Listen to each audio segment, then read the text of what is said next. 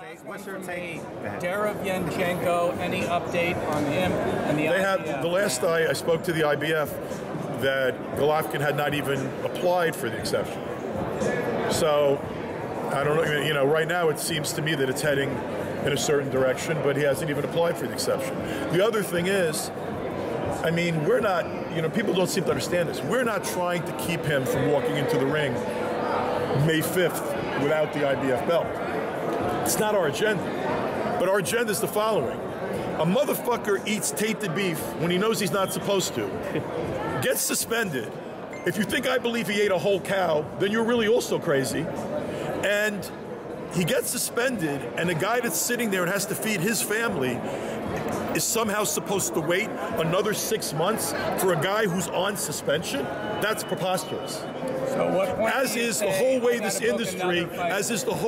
industry, treats PED abuses and failed drug tests. It seems like there are all these rules, but then everyone's so quick to like let people off the hook.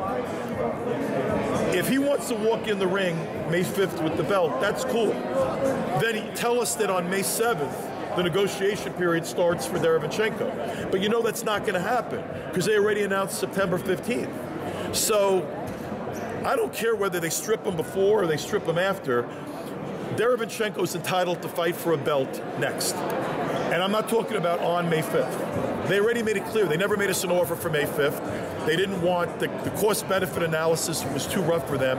They didn't want to run the risk of a Derevyanchenko with a very low license fee sitting there from HBO. They made it very clear they didn't want the risk.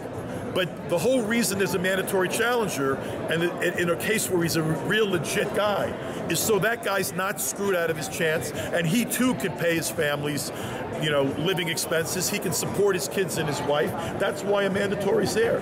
I got no hard feelings on Triple G, and in fact, if they came to us and they said we're going to vacate the belt the day after, but just give us the exception for May 5th, we don't care about May 5th. I care about what happens after May 5th. And right now, they have no intention to fight that mandatory. They're going to stay in that Canelo sphere, even though they're sitting out and waiting a guy's suspension. Like we're supposed to walk away because some clown got suspended? What's your take on Jarrell Miller and Deontay Wilder's beef? That's all bullshit, too. Man, I mean, like, whatever. I don't pay attention to this shit. Everyone, you know, everyone's a Twitter warrior. Everyone's an Instagram warrior. Everyone's out there shitting on each other. I got a real life to live, man. I don't give a fuck about that stuff. Has the IBF, have they talked to you that they are going to go ahead and strip you? The IBF, you have to give the IBF credit for one thing. They have a set of rules, and they follow them. The IBF got in trouble many years ago, and the federal government came in and infiltrated the IBF. They had to declare bankruptcy, and they were under federal receivership. There's a reason that they abide by their own rules.